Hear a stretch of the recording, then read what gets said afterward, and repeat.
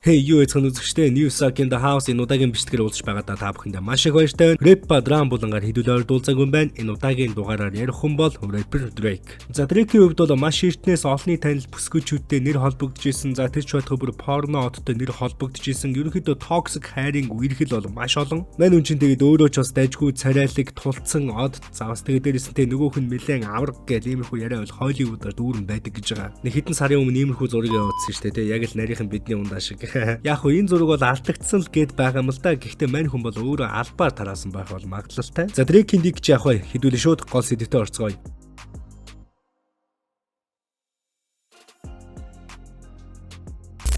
За шууд дуучин Rihanna болон rapper Drake нарын үерхлээс эхлэе гэж бодож байна. Тэдний харилцаа бол маш олон үе шаттай бөгөөд олон нийтэд болон хэвлэл мэдээллийн анхаарлын төвд байсаар ирсэн. Хосууд анх 2005 онд танилцж исэн гэж байгаа. Тэгээд 2005-аас 2009 оны хооронд буюу 4 жилийн хугацаанд бол зөвхөн уран бүтээлийн хамтын үйл ажиллагааны харилцаатай хүмүүс байсан. Тэдний хамгийн анхны аль бие усны хамтарсан дуу нь 2009 онд гарсан What's My Name гэдэг дуу байсан. Энэ дуу нь бол гарсан даруйдаа хит болсон. Тэгээд тэдний харилцааг маш олон хүмүүс сонирхож Улмаар бол Drake болон Rihanna нарын үерхэлтэй 2010-аас 2016 оны хооронд салж нийлээл нэг юм toxic хэлбэрээр үргэлжилсэн гэж байгаа. За тэгээд энэ хоёрын харилцааны хувьд бол нэлээд toxic тэгээд хардталт болон өөр янз бүрийн асуудлууд бол тогтмол гарч ирж ирсэн гэж байгаа. Нэлээд хурцтмал. За хосуудын дундуура бас нэгэн завсарсан үе нь бол 2012 он байсан. Дуучин Rihanna 2009 онд Chris Brown-тай үргэлж байгаад тэгээд салаад Drake-тэй үргэлжсэн байна.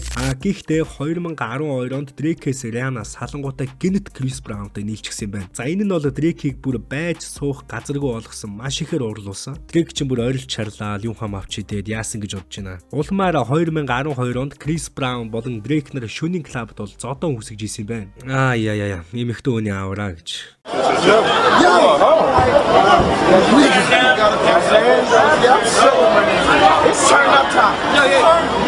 Yo, the Philly niggas is out here.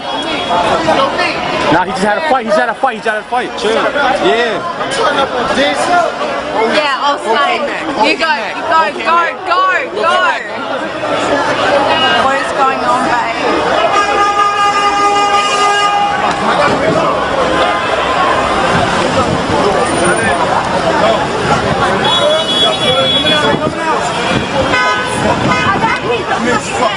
What the truck? In the fucking truck.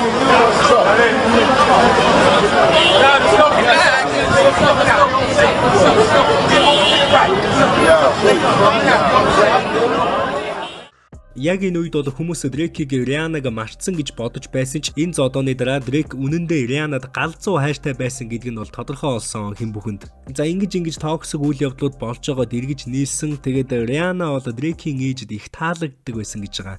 Гэхдээ Rihanna бол тухайн үед юусоо тоогоогүй. Энэ бол 2014 оны үйл явдал. Тухайн үед бол Drake-ийн ээж Sandy Graham гэх эмэгтэй Rihanna-г мөрөөдлийн бэр гэж боддог байсан гэж байгаа. Rihanna нэг удаа Drake-ийн ээжийг баяраар бол гинтийн бэлэг барьж очиж баярлуулсан. Гэхдээ Rihanna нэгэнт Drake-ийн ээжийг хайрлахаа болсон байсан учраас энэ нь зүгээр л нэг ийдэг үйлдэл байсан гэж байгаа. Drake Rihanna-г яг л мөрөөдлийн эмэгтэй гих нүдээр харж олон жил хайртайгаа зарласан ч Rihanna харин түүнийг хизээж жинхэнэ хайр гэж үзээгүй. Энэ бүх хугацаанд Drake яг жинхэнэ харталтай залуу шиг айшилж байсан гэдэг нь олон үйл явдлаас харагддаг. Rihanna харин хизээж Drake-ийн энэ мэдрэмжинд яг ижил хариу өгч байгаагүй. Тухайлх юм бол үерхлийн үйл явцад түрүү завсардсан үед Rihanna болон Travis Scott хоорондоо нэр холбогдож эхэлсэн. Энэ бол 2015 оны үйл явдал. 2015 онд Rihanna болон Travis Scott нар нууцаар болцож байсан гэдгийг нь сэтгүүл бол тухайн үед нийтэлж исэн. Харин Drake энэ үед нь Travis Scott-оос зайгаа барьж хамт дуу муу хийхээ бол болчихсон байсан. Rihanna болон Travis Scott нарын талаар Drake ямар ч мэдэгдэл хийгээгүй. Гэхдээ цаагаараа Travis Scott-ыг үнэхээр тоохоо байсан гэж хүмүүс ярьдаг. Тэгэд бас түрүүний Chris Brown-ы жишээ байна. 2017 онд Rihanna Hassan Jamel хэмээх Саудын Арабын тэр бомтон залуутай үргэлж эхэлсэн. Энэ үед нь ч гэсэн Drake үнэхээр их урлсан. Rihanna-г өөрийгөө худалдаж байгаа эмэгтэй гэж бодсон тухай цуу яриа бол тухайн үед нэлээд тарж ирсэн. Энэ үеэс хойш Rihanna Drake-тэй бүр мөсөн харилцаагаа бол тасалсан. Харин Drake энэ үед нь Emotionless, Jaded, In My Feelings гэх дуунуудаа Rihanna-г шууд бусаар бол муулсан шүлэг бичижсэн. Rihanna харин энэ бүхний хариуд нь I am living my best life, don't need no clown.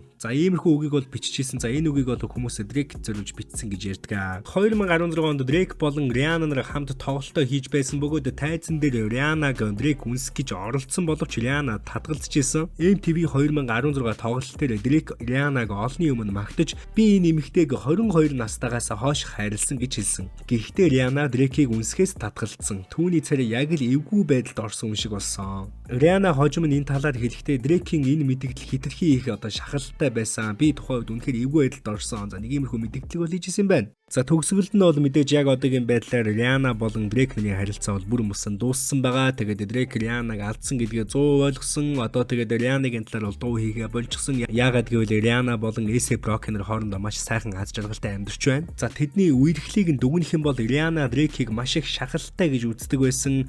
Дрейк Рианаг мартдаггүй байсан ч Риана үргэлж холдохыг хүсдэг байсан.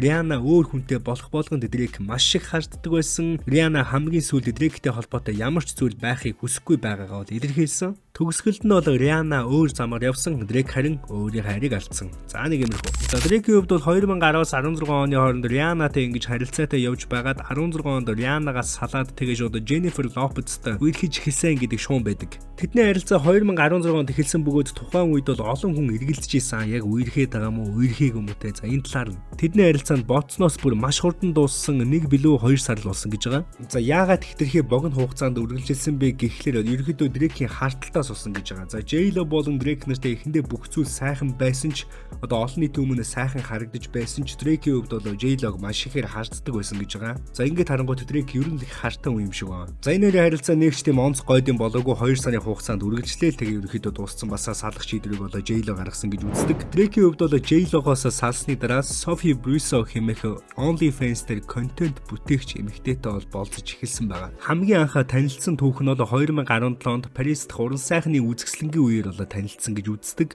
Энэ үед нь бол Дрейк Софиг хараад тэ ярэ мэрэ үддэг ч юм уу ерөөхдөө бол try хийсэн гэж байгаа. Хосууд тухайн үед нийлсэн бодож байгаа гэдгийг олон нийтэд зарлаагүй байсан ч тэдний харилцаа холбоо бол баг ил болж эхэлжсэн. За тэгэд үүн дээрээс бол хүүхдийн маргаан ба эцэг болсны мэдэгдэл гарч ирсэн байгаа. 2017 оны сүүлээр Sophie Brusso гэдэг эмэгтэй жирэмсэн болсон гэдгээ зарлаж хүүхэдтэй болсноо бол олон нийтэд мэдэгдсэн. Тэрээр бас өөрийнхөө мэдэгдэлтэй Дрейкийн хүүхдийг би тээж байгаа гэж зарлаад олон нийтийн анхаарлыг бол маш ихээр татчихсан, шууган болж исэн. Дрейк бол энэ мэдэгдлийн хариуцтай эхэндээ бол үгүйсгээл үгүй наа чи миний хүүхд биш те одоо нэг иймэрхүү зүйлийг ярьжсэн. Дрейк бас өөрийнхөө нэгэн дундаа Софиг үгүйсгсэн бөгөөд Sophie Brusso бол манай хүүхдийг төрүүлэх хүн биш гэж бол мэдэгдэжсэн өөрийнхөө дундаа. Мэдээж тэгээд ойлгомжтой энэ дууныхын хариуд энэ хүүхд бол чиний хүүхдээ би өөрөөсөө тэг худлаа яриаггүй за гих мэдэгдлийг бол Sophie хийсэн байгаа. Дрейкийн тэр олон үгүйсгэлээ түүний фэнүүдийнх нь одоо Софиг үзэн ядах ядалт гэлтэй. За энэ бүхнийх нь хариуд бол Sophie энэ бүх шууган хардталтаас би ерөөсөө хамааралтай бишээ.